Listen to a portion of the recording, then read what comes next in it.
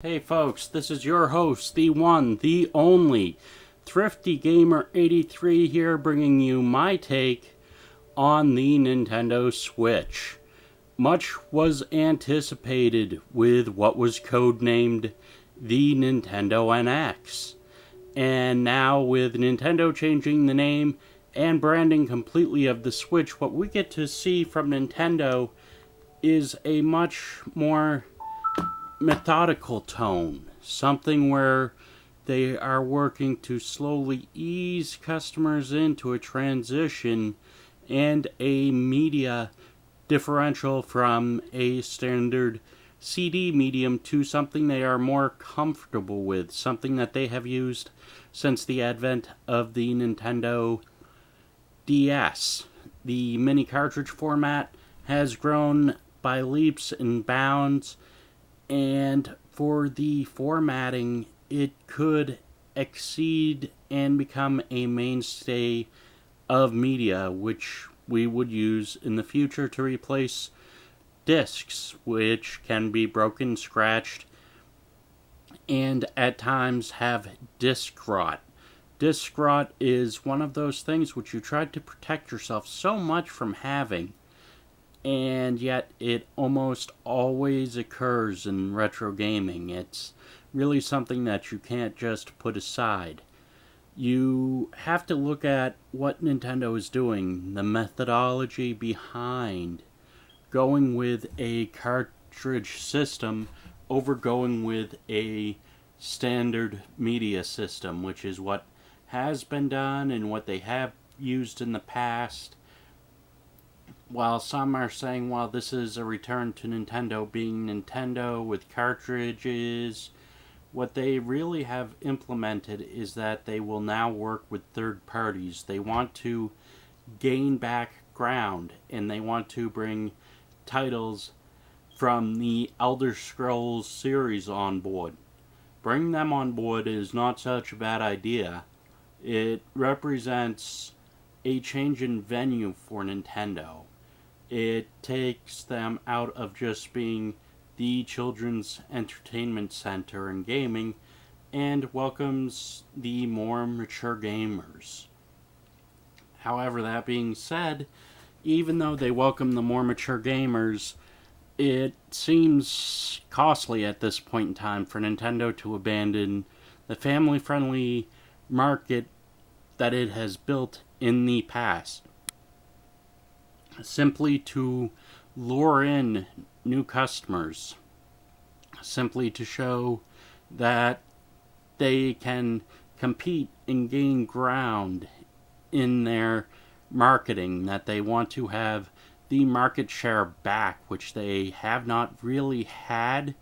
Yet here is Nintendo trying to innovate the situation. I'm not going to say that they're going to reinvent any particular instance of gaming. I'm just saying that they're going with a good push ahead, basically running it down the gut of Sony and Microsoft, trying to peel away from being the niche market family console, just trying to be that one console that you want to have. You want to be able to take it with you on the go, and you want to play it at home. And that is where the Switch has its best market differential, is in being portable and a homebound system as well. As for that, however, I really find that it is missing something to me personally. The console games I grew up with were games that you could just as easily sit down and play as you could spend daydreaming about them. That is what evokes such a great memory for gamers like myself, in that we get to see what had happened. We stand just watching it, just smiling, getting to see what it is that Nintendo has up their sleeves this time. If anything, the differences with Nintendo compared to Sony and Microsoft is that Nintendo is basically on a Disney level. Everything that they sell, everything that they ship, everything that they brand, and unlike Sony, Nintendo actually takes the proper time with their quality teams. Sega, unfortunately, well, we've seen Sega just plain implode on itself, and it has really neglected its fan base. It has put forth efforts which really should not have been put forth. Sonic games with multiple crashing levels, as opposed to Nintendo. The elegance and care of a Nintendo product, it rivals how Disney treats their animation studios, how they treat their products in the end developments. For Nintendo, that same level of quality assurance and care was taken during and after the North American video game crash. That is something that has to be remembered. Nintendo was not so much the savior of the video games market as it brought in these standards which quality assurance should have had. Instead, Atari wound up just plain burning themselves out. They had no real vision. After they had made the 2600, they had no real depth to themselves other than a one-dimensional ROM cartridge system. What Nintendo did was they stepped it up. They found out that gamers wanted games, and the same can be said of their current projects now with the Wii, the Wii U, and the Switch. As my wife and I own all three consoles, not all three, I should say. We own 2 out of the 3. We will own a Switch someday. As it stands now, we own the Wii U, GameCube, and a Wii. And I find all 3 are amazingly powerful, and they are so much fun to play. What really clinches it for me in having so many Nintendo products is also having a Nintendo 64 with GoldenEye. And I think what Nintendo is trying to do is relive some of that magic from when they brought out Super Mario 64. And that game was it was and is a well-represented classic of what Nintendo is known for.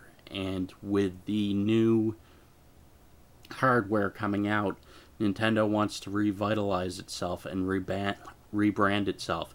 After the passing of Satoru Iwata, it appears that Nintendo had to refocus itself. It had to come to grips with the passing of its CEO. It had to completely shuffle, or in some cases scuttle around what they had wanted to do to what they could physically do.